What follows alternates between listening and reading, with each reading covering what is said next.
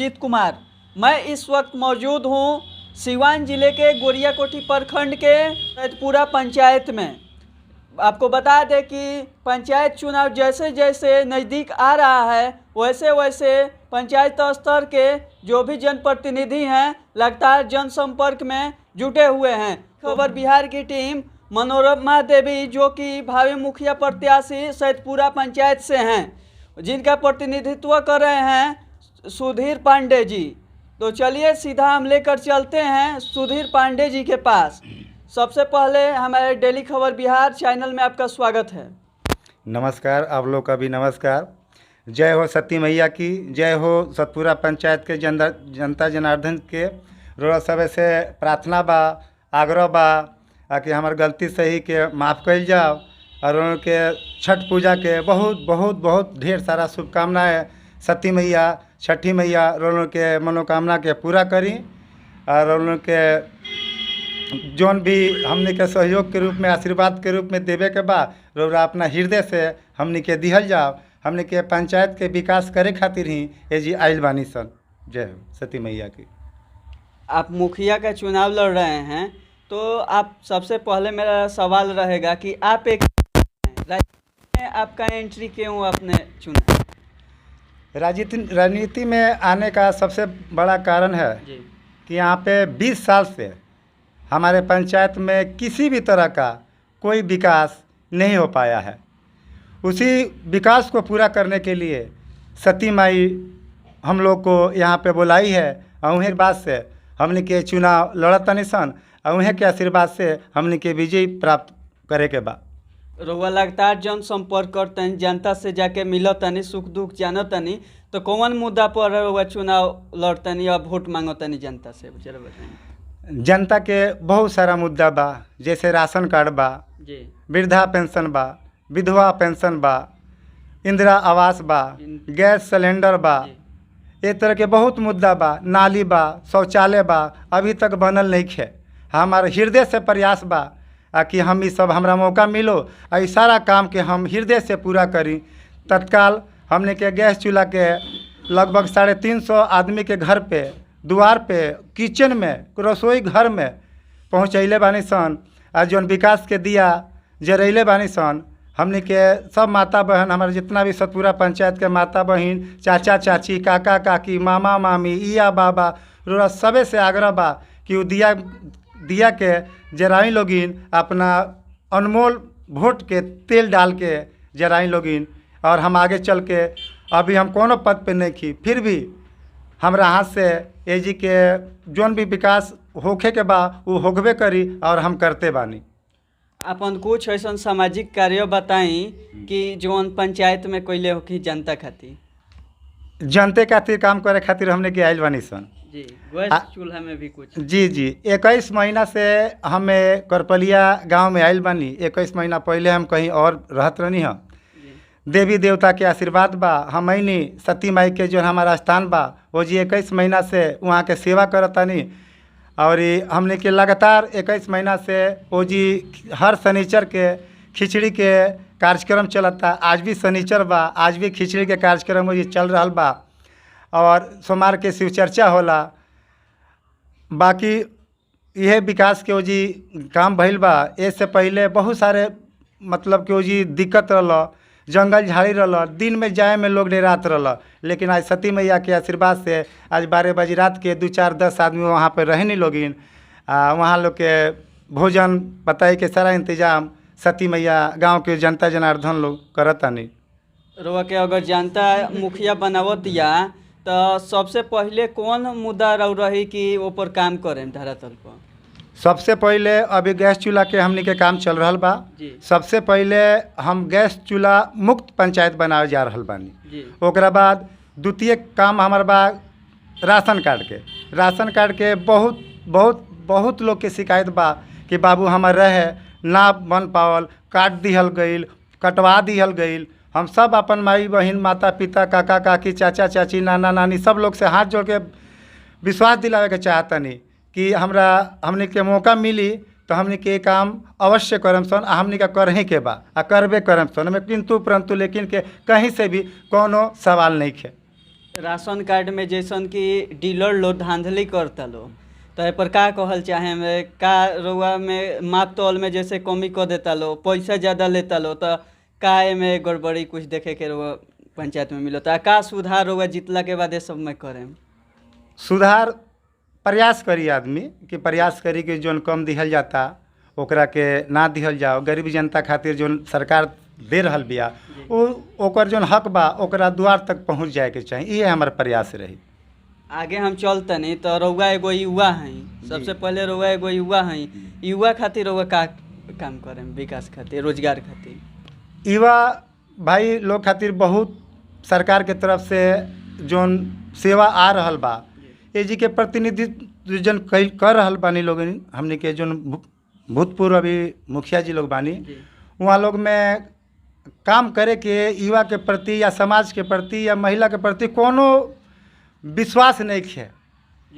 अगर हमरा मौका मिली तो बहुत सारा योजना बा, जैसे कि स्किल डेवलपमेंट के योजना बा, उद्यमी योजना बा, 10 लाख रुपया मिलता बिना इंटरेस्ट के, 5 लाख लौटा वो घरे घरे हमरा पहुँचा देवे के बा, ओकरा घरे घरे हमरा वो पहुँचा देवे के बा। सरकार के तरफ से जोन भी सुविधा आ रहल बा वो हमारा प्रयास बा, प्रयास रही कि घर घर पहुँचा सकी।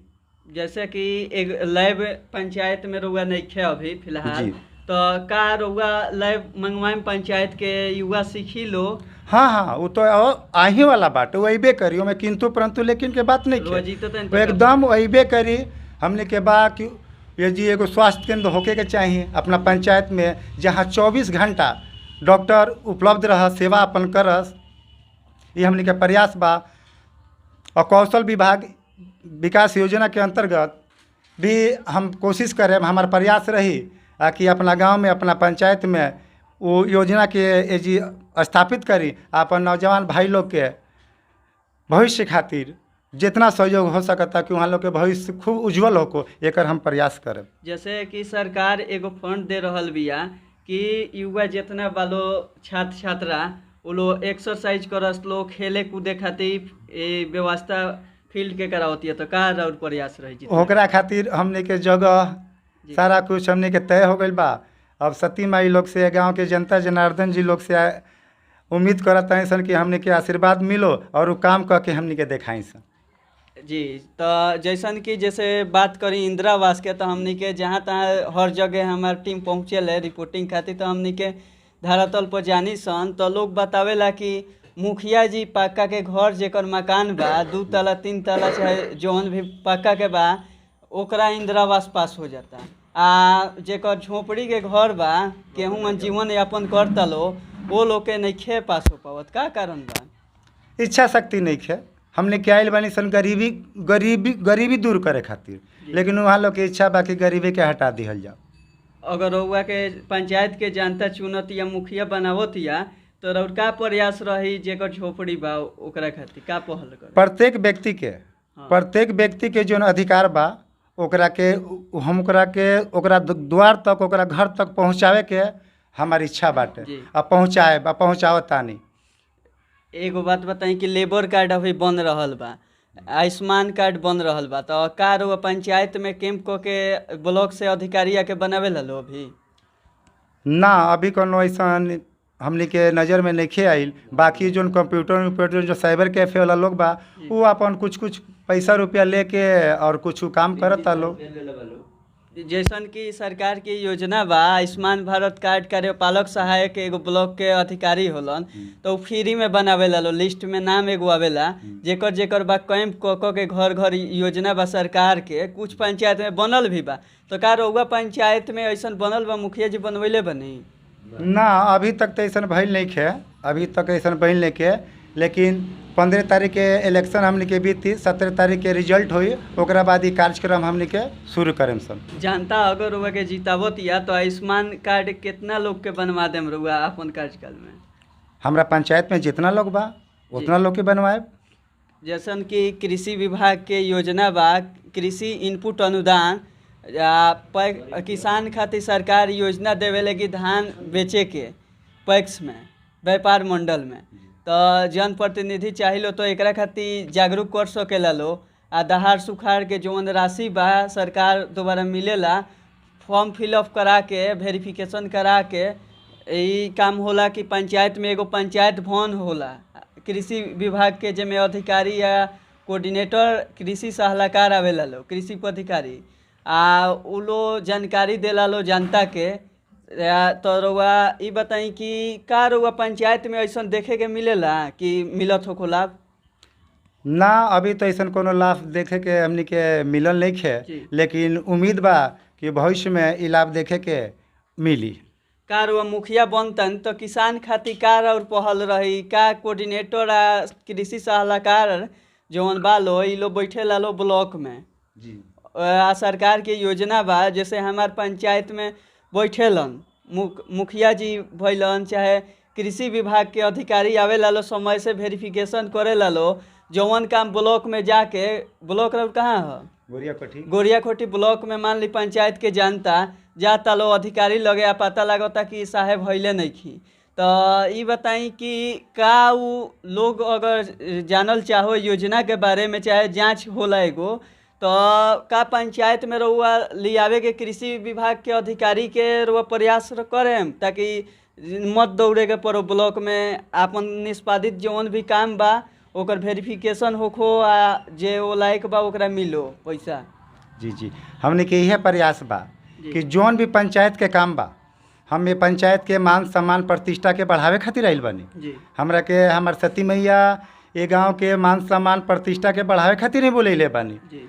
अभी तक जौन भी हमने के गैस चूल्हा के वितरण भइल ह या ओकर पेपर जौन भी सबमिट भइल ह, वो हम घरे घरे जाके केहू के भी हम अपना घर से अपन बहन बेटी मामा मामी चाचा चाची काका काकी जितना भी लोग बानी वहाँ लोग के हम घर पे जाके काम करवैले बानी। आ जौन भी गैस चूल्हा बटवैले बानी एकदम घर पे जाके पहुँचैले बानी। तो जैसा कि हम रउआ से बात करनी है कि प्रधानमंत्री के योजना आ रहल बा आ चलता अभी धरातल पर, प्रधानमंत्री उज्ज्वला योजना जना के नाम है, तो रउआ एमे का काम कैले बानी या का प्रयास रही आगे के? अभी तक लगभग 400 से ऊपर गैस सिलेंडर के डिलीवरी जोन बाटे जोन वितरण बा हम घर घर तक पहुँचाए में अभी तक सफल बानी। कुछ बाकी रह गई बा, वो भी छठी मैया से प्रार्थना कही जाता कि जल्दी से जल्दी वहाँ लोग के द्वार पे पहुँच जाओ। बहुत लोग अपन उम्मीद लगैले बा कि वही चूल्हा पर वही गैस सिलेंडर से हम अपन छठी माई के प्रसाद पूड़ी ठेकुआ बनावे के आस लेके बैठल बा लोग। हम सती माई से प्रार्थना करें, छठी माई से प्रार्थना करें कि जल्दी से जल्दी वहाँ लोग के घर में गैस सिलेंडर चूल्हा पहुँचा दी।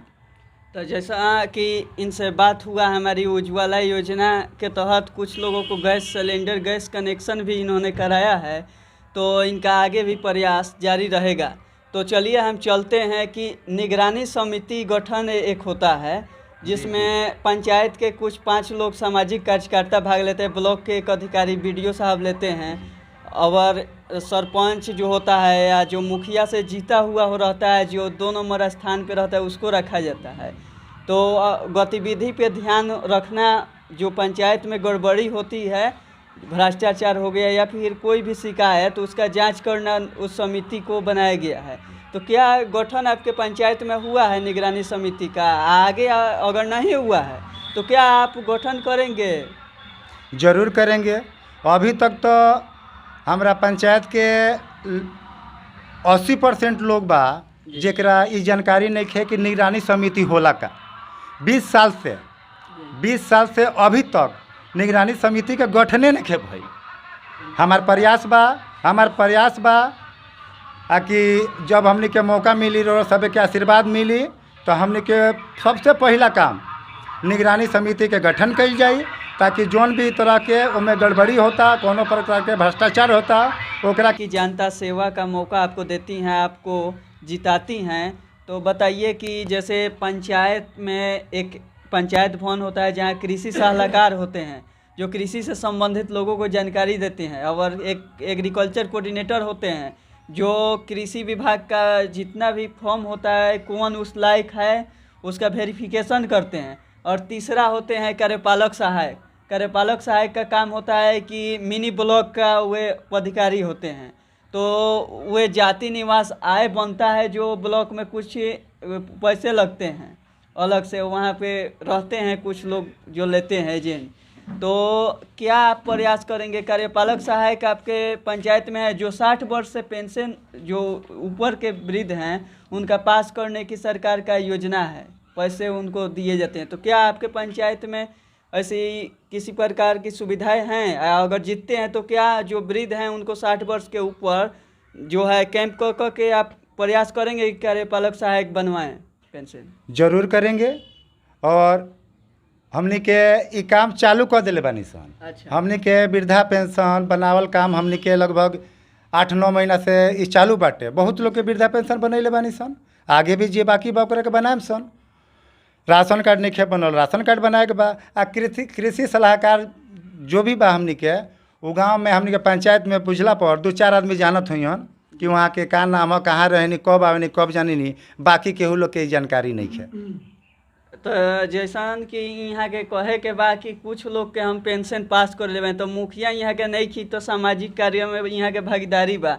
अगर मुखिया यहाँ के बन जाता नहीं तो निश्चित तौर पर सरकार के जौन फंड होला अभी तो रोड यहाँ के नहीं बनवा सकत, काहे कि कोनो प्रकार के राशि यहाँ लगे सरकार के नहीं मिलत। लेकिन हाँ जरूर, लेकिन हाँ यहाँ के प्रयास रही कि अगर वाला मौका देता नहीं तो यहाँ के जरूर इंदिरा आवास है चाहे जौन भी फंड बा वो मंगवाएं। पेंशन फिलहाल यहाँ के मंगवाओ तनी, इतना तो हाथ में बा जानकारी लोग के देता नहीं। तो आगे हम चलता नहीं कि महिला के उत्थान खातिर वह का करें? हमारा पंचायत में महिला लोग, हमारे माई बहन जी, मामी, नानी, चाची, बहन लोग बा, वहाँ लोग के मान सम्मान प्रतिष्ठा खातिर, वहाँ लोग के उत्थान खातिर हमार सबसे पहला काम इहे होई कि सबसे पहले घरे घरे शौचालय के निर्माण हमरा करवावे के बा। हमरा पंचायत में अभी 10% से 15% काम शौचालय के भइल बा। वो हमरा माई बहन के मान सम्मान खातिर वो सबसे बड़ा कार्य हम करे जा रहल बानी, करे के बा। तो जैसन कि यहाँ से बात भइल तो पहले तो यहाँ के महिला खातिर कहनी है कि उज्ज्वला योजना, दूसरा यहाँ के कहनी है कि शौचालय के सुविधा मिली हमरा पंचायत में। तो हम यहाँ से आगे भी बात करतनी कि एगो बात बताई कि जौन धांधली होता, घूस लागता जौन लोग कृषि विभाग में वेरिफिकेशन के नाम पर, तो कितना जैसे पीएम किसान, प्रधानमंत्री किसान सम्मान निधि योजना जिसमें राशि 6,000 रुपया पर साल मिले, 4 महीना पर 2,000 मिलेला। तो एमे पैसा दे के एग्रीकल्चर कोऑर्डिनेटर लो वेरिफिकेशन करता लो, जिसमें संलिप्तता मुखिया जी के भी रहता। तो पर का कहल चाहे? ये सब बिल्कुल गलत काम बा, ऐसा काम ना करे के चाहिए। मुखिया के जो पद होला वो पंचायत के सबसे प्रतिष्ठित पद होला, वो पद के गरिमा के सुरक्षा करे के चाहिए, रक्षा करे के चाहिए। सब काम अच्छा काम नहीं है और इस पर हम विशेष कर कुछ ना बोले, लेकिन हमरा मौका मिली तो ऐसा काम बिल्कुल ही ना होके देव। एगो योजना बा कि कंप्यूटर लैब के, तो का रउआ प्रयास करें? का अपन पंचायत में शौक बा कि लड़का लड़की पढ़सन, में सीखसन, आगे रोजगार के तलाश करसन? ये तो हमार मुद्दा बा। हम तो हर घर में जाता नहीं, हर अपन गरीब भाई बहन माता पिता से ये कहता नहीं कि 2 गो रोटी कम खाई लोगिन, लेकिन बाल बच्चा के जरूर पढ़ाई लोगिन। बाल बच्चा पढ़ जाई तो अपन हक वो जाके गोरिया कोठी सिवान पटना से लेके चल। तो हम चलते नहीं ड्रीम प्रोजेक्ट की ओर। तो सबसे पहले ड्रीम प्रोजेक्ट में हम बात करता नहीं शिक्षा में। अगर रउआ के जनता चुनतिया तो शिक्षा में का रउआ अपन प्रयास करें सुधार के? शिक्षा में बहुत सारा सुधार हो सकता। काम करे वाला आदमी होके के चाहिए, ओकरा इच्छा शक्ति होके के चाहिए। हम पढ़ल लिखल बानी तब न हम पढ़ाई के हम बढ़ावा देव, शिक्षा के बढ़ावा देव। हम पढ़ले लिखले नहीं खी तो हम का शिक्षा के बढ़ावा देव जी। हमार प्रयास बा कि हमारा गांव के हर एक नौजवान, हमार बहन भाई लोग के भविष्य खातिर, अच्छा शिक्षा खातिर सरकार के तरफ से बहुत सारा योजना आइल बा। योजना के हमें जिलावे के प्रयास करत नहीं, आगे भी प्रयास करत रहे। जनता से अपने क्या अपील करना चाहते हैं? हम जनता से यही अपील करे के चाहते नहीं कि जौन विश्वास के दिया हम जरैले बानी सतपुरा पंचायत में, वहाँ लोग के भरोसा दिवावे के चाहते नहीं कि वो दिया के रोलों जब तक जरावे के चाहे जब तक जरावे के चाहे तब तक वो दिया ईमानदारी के साथ, मेहनत के साथ, सच्चाई के साथ वो जरत रही। आपका सिंबल क्या है सबको बताएं, जनता को कितने नंबर पे है ये भी बताएं। हमने के सिंबल टेम्पो छाप मिलल बा जौन क्रमांक संख्या 4 पे बा। सब लोग से एगो अपील हम करतनी कि बंद करी। अपील करल चाहे कौन रुआ छाप मिलल बा, क्रमांक संख्या कितना, प्रत्याशी के नाम बता दी। हमने के टेम्पू छाप मिलल बा जौन क्रमांक संख्या 4 पे बा। और माता श्री मनोरमा देवी प्रत्याशी बानी, हम वहाँ के पुत्र बानी। वहाँ के आशीर्वाद से जौन भी काम होता वो मनोरमा देवी के आशीर्वाद से होता। सतपुरा पंचायत के हम सब लोग से एक बार और बतावे के चाहतनी कि मनोरमा देवी स्वर्गीय डॉक्टर अवधेश तिवारी जी के बहन है। वहाँ के मान सम्मान प्रतिष्ठा के हमने के बढ़ावे खातिर आयल बानी सन। आग यही तरी वहाँ के मान सम्मान प्रतिष्ठा के अपन कर्म करके, अपन धर्म करके वहाँ के प्रतिष्ठा हमने के बढ़ावे के बा, पंचायत के प्रतिष्ठा बढ़ावे के बा। चलिए, आप हमारे चैनल पे आए, इसके लिए आपको कोटि कोटि धन्यवाद। रौरा सब के भी प्रणाम बा। और पूरा जनता जनार्दन के, सतपुरा करपलिया पंचायत के जनता जनार्दन के हाथ जोड़ के प्रार्थना बा, विनती बा कि विश्वास हमने पे रखल जाओ। और एगो हमारे संदेश बा रौरा सबे खातिर कि रखी जा स्नेहिया टेम्पू पे, और छठी मैया आवतानी टेम्पू से। धन्यवाद, प्रणाम। जैसा कि हमारी टीम जहाँ जहाँ पंचायत की चुनाव है तहाँ तहाँ लगातार रिपोर्टिंग करी, तो अभी हमने बात किया मनोरमा देवी के प्रतिनिधिकर्ता सुधीर पांडे जी से। और ऐसे ही तमाम खबरों के लिए हमारे चैनल को सब्सक्राइब करें। हम लगातार आपको अपडेट चुनाव से जुड़ी सबसे पहले और सबसे सटीक देते रहेंगे।